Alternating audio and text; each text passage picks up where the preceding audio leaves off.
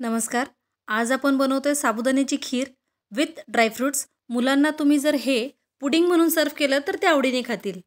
यासाठी जास्त काही तयारी करायची गरज नाही. फक्त 4 चमचे साबुदाण्यामध्ये आपण ही खीर बनवणार आहोत. यासाठी 4 चमचे साबुदाणे घ्यायचेत. मी भिजवलेले साबुदाणे घेतलेत. तुम्ही हवं तर साबुदाणे डायरेक्टली दुधातही भिजवून घेऊ शकता. त्याने खीर अतिशय सुंदर होते.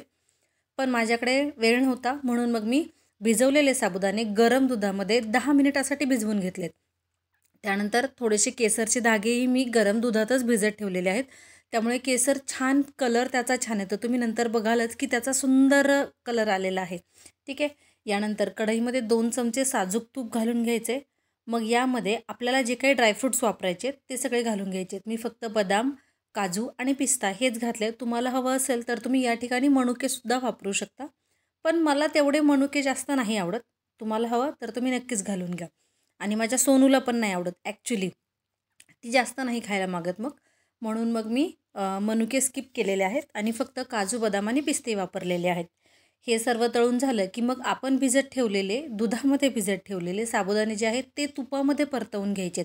डायरेक्टली त्यामध्ये दूध घालायचं नाही आहे. तुपामध्ये परतवून घेतले की ते साबुदाणे अतिशय सुंदर लागतात चवीला.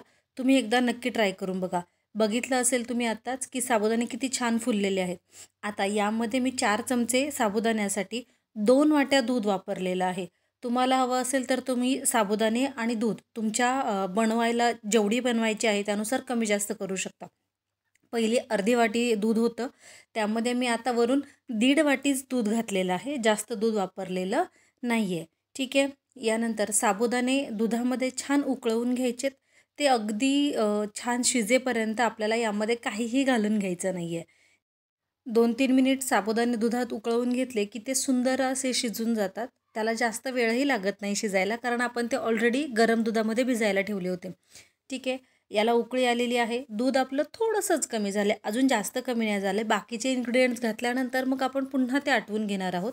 मग आता यावेळेला 3-4 मिनिट पूर्ण झालेले आहेत. आता तुम्ही बघू शकता की आपण घातलेलं केसरचं दूध केवढं सुंदर फुललेलं आहे. किती छान कलर आला आहे त्याचा. आता केसर घातलेलं दूध आपण खिरीमध्ये घालून घ्यायचे आणि तळून ठेवलेले ड्रायफ्रूट्स जे आहेत तेही घालून घ्यायचेत आणि मग पुन्हा 2 ते 3 मिनिटासाठी ही खीर छान उकळवून घ्यायची आहे. जास्त वेळ नाही लागत. अगदी 10 मिनिटात आपली खीर तयार होते.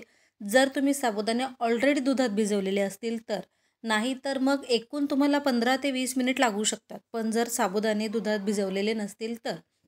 आता काजू, बदाम, पिस्ता आणि केसरचं दूध घातल्यानंतर छान उकळी घेतली की मग यामध्ये साखर घालून घ्यायची आहे.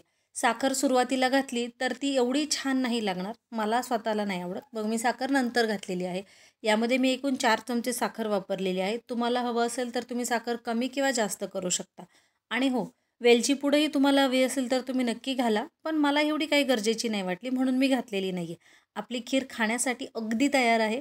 तुम्ही ही सर्व्ह करू शकता आणि सगळ्यांना देऊन एन्जॉय पण करू शकता. ठीक आहे. आणि हो, ही मुलांना जर पुडिंग म्हणून दिली थंड करून तर ते मुलंसुद्धा खूप आवडीने खातात. माझ्या श्रावणीसारखेच. ठीक आहे. अशाच रेसिपीजसाठी सबस्क्राईब करा. धन्यवाद.